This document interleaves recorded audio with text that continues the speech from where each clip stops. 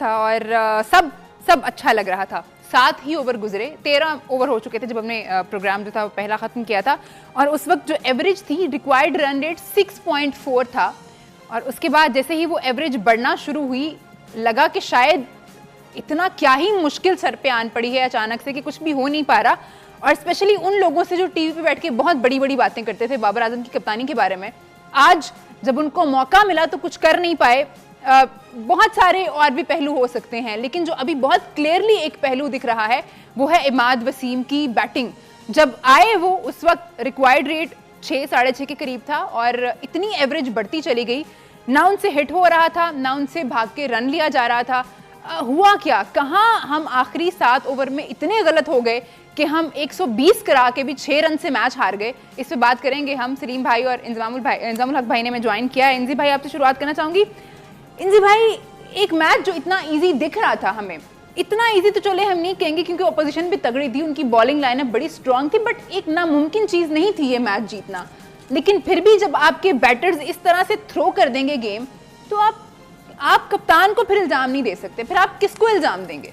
देखिए, गेम बिल्कुल इजी था पाकिस्तान के लिए, और बिल्कुल भी मैं ये इंडियन टीम को अगर कोई कहे ना कि क्रेडिट दूँ तो मैं बिल्कुल नहीं दूंगा। ये मैं कहूँगा कि जी पाकिस्तान टीम का फॉल्ट था, क्योंकि जी जिस तरह इन्होंने बैटिंग की है, इन्होंने किसी भी टाइम प्रेशर नहीं डाला उनकी टीम। मैं अगर थोड़ा सा पहले आपको चलूँ ना जी, क्योंकि जी जिस तरह 10 ओवर थे, 10 ओवर में उन्होंने 80 पे 3 विकेटें थी इंडिया की जी। हमारे 57 पे 1 विकेट थी।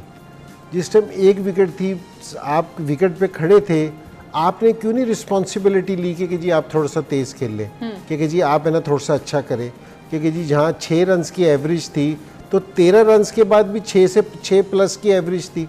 एक तो ये वाली चीज़ है कि जी ये नोट करने वाली है। दूसरी चीज़ ये कि जी इमाद वसीम का है कि जिस तरह वो खेला है, क्योंकि जी हमें किसी टाइम लगा ही नहीं, अगर आपसे हिट नहीं लग रही तो आप आउट होके जा सकते हो कि वापसी किसी और को, अगर ऐसी नहीं कि जी हिट नहीं लग रही, टेल एंडर नहीं हिट मार रहे थे।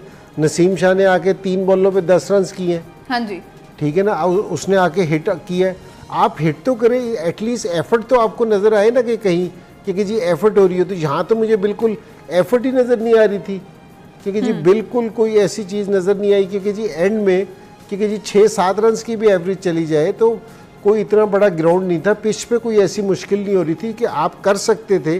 कितनी दफ़ा हुआ है कि जी आपने 120 रन को डिफेंड किया हो, क्योंकि जी पाकिस्तान बॉलिंग ने, जितनी मर्जी बड़ी अपोजिशन सामने हो, अगर आपके बॉलर्स ने अच्छी बॉलिंग कर गई है, आपने अपोजिशन को आउट कर दिया है, तो मेरा नहीं ख्याल कि जी फिर आप उसको अंदर आने देते हैं।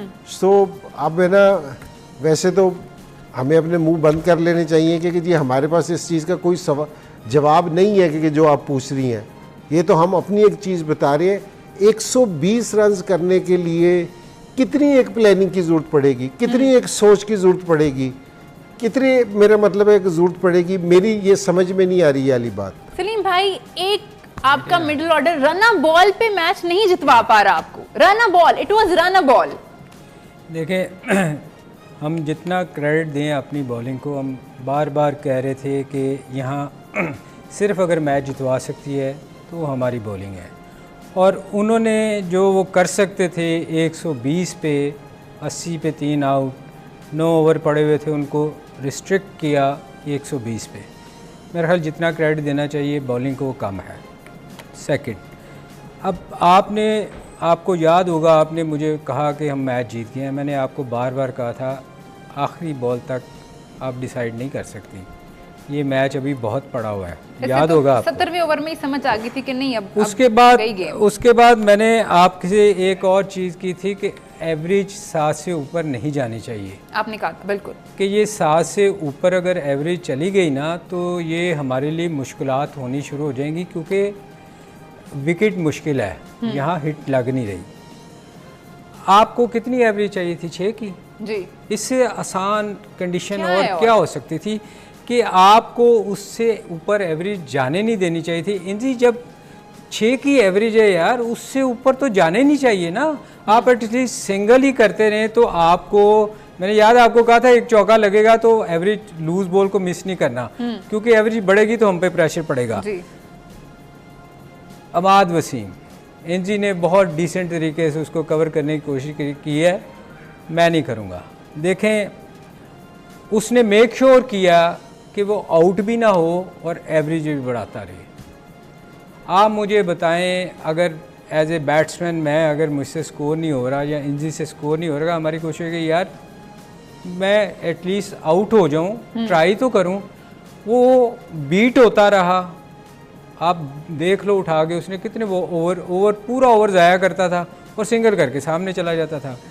तो आई एम सॉरी, मैं एनजी ये कहना पड़ा, उसने मेक श्योर किया यार कि मैं आउट भी ना हूँ और एवरेज भी ऊपर ले जाऊँ। इमाद वसीम जैसा एवरेज क्रिकेटर अगर 10 साल खेल रहा है, रिटायरमेंट ले रहा है और फिर उसको बोर्ड वापस बुला रहा है कि आपने टीवी पे बहुत बात कर ली है, आपने बहुत बोल लिया, अब आप टीम में वापस आ जाएं, फिर इस तरह की परफॉर्मेंस पिछली सीरीज जो उन्होंने खेली है उनमें उनकी परफॉर्मेंस निकाल के देख लें। एनजी ने अभी बात की थी कि हम मुंह बंद रखें, क्रिटिसाइज ना ही करें तो बेहतर है।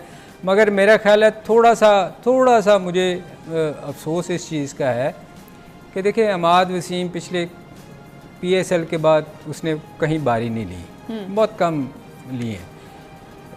शदाब जिसने पिछले मैच में 40 किया था, एटलीस्ट आपको इन लोगों को प्रमोट करके ऊपर नहीं भिजवाना चाहिए था ऐसे बैट्समैन को। मतलब मैं क्रिटिसाइज़ करना चाह रहा हूँ कि देखें, उस बंदे को जब बारी नहीं ली गई हुई, फिर उसका आ रहा है कि इसको वापस भेजना है, आप उसको ऊपर भेज रहे हैं। आपने उसको किस वजह से ऊपर भिजवाया है? मुझे आप देखें ना, आप एक बंदे ने 40 पिछले मैच में किया, चलो जैसे भी किया उसने 40 किया, हाँ। इनफॉर्म है, आप उसको भिजवाएं, एटलीस्ट एवरेज तो ना ऊपर जाती ना। वो आउट हो गया, मार के आउट हुआ ना, तो ये कोई भी बैट्समैन होता उसको नजर आ रहा था कि अगर मेरे से नहीं खेला जा रहा तो मैं समझता हूँ इफ्तिखार था, बाकी थे वो ट्राई करते जाके एटलीस्ट सिंगल तो करो यार। आपसे चौका नहीं लग रहा, इंजी 6 की एवरेज है जी, कोई 8, 9, 10 की एवरेज तो थी नहीं कि आप पे प्रेशर था। इंजी भाई चौके की भी जरूरत नहीं है, अगर 6 की एवरेज में तो चौके की जरूरत ही नहीं है। इंजी भाई, इफ्तिखार के बारे में मैंने बात की थी, आपने कहा था कि बेहतर प्लेयर है और उस वक्त भी मैंने आपको याद कराया था कि उनकी कोई आज तो उन्होंने शुरुआत भी नहीं की, 9 गेंदें उन्होंने खेली हैं, 5 उन्होंने स्कोर किया और उसके बाद बाबर की भी समझ नहीं आती कि उनको पता है नसीम प्रेशर मूवमेंट में आके आखिरी ओवर में हिट कर लेता है, लेकिन आप फिर भी उसके ऊपर शाहीन को भेज रहे हैं। अब बात आ गई कहीं ना कहीं से बाबर की। नहीं ठीक है, और देखिए बाबर की बात इसलिए आई है कप्तान है, वो कप्तान है, रिस्पॉन्सिबिलिटी बाबर को ही लेनी पड़ेगी। ये नहीं है कि जी रिस्पॉन्सिबिलिटी बाबर पे नहीं आएगी, रिस्पॉन्सिबिलिटी बाबर पे ही आएगी। लेकिन मैं ये वाली चीज़ कह रहा हूँ कि 120 रन करने के लिए भी हमें इस तरह देखना पड़ता है कि जी नहीं जी आपका 11 नंबर इधर नहीं था, इधर था, कि जी अगर शाहीन एक बॉल पहले आ गया और वो एक बॉल बाद में आ गया तो ये वाली चीज़ नहीं है। क्योंकि जी हमें 120 रन है ना, जिस तरफ है ना ये सलीम भाई जा रहे हैं ना लेके, क्योंकि जी आप एवरेज जिस टाइम तो वो बैटिंग करने आए, शाहीन बैटिंग करने आया या ये अपना बैटिंग करने, तो एवरेज तो 10 रन पे जा चुकी थी। हाँ जी, क्योंकि जी जो 6 रन की एवरेज थी वो 10 पे तो जा चुकी थी। तो जो जब 10 पे एवरेज गई थी उससे पहले का हिसाब मांगोगे, ये पहले क्या हुआ कि जी अगर 13 ओवर तक एवरेज अगर है ना 6 रन की थी, 6.4 की थी, तो लास्ट 3 ओवरों में तो आपको स्कोर चाहिए था 10 की एवरेज, तो ये बीच के 4 ओवर कहाँ चले गए? एक टाइम पे इंजी 6 से कम आ गई थी, 6 से कम आ गई थी एवरेज। 51 बॉल 49 रन चाहिए थे। ठीक है, तो बात ये है कि इनसे और सलीम भाई मैं अब आपको ये जितनी भी हम बात कर ले ना अब बैठ के कि जी ये इसकी गलती थी या उसकी गलती थी, मैं अब ये जो बोर्ड के चेयरमैन है ना जी, अब उनसे ये कहूँगा कि जी बास टाइम ऐसा होता है कि आप जिस टाइम जाते हैं ना कुछ इतने इम्पोर्टेंट है ना टूर्नामेंट्स होते हैं कि जी आप चेंज करना भी चाहें तो नहीं चेंज कर सकते।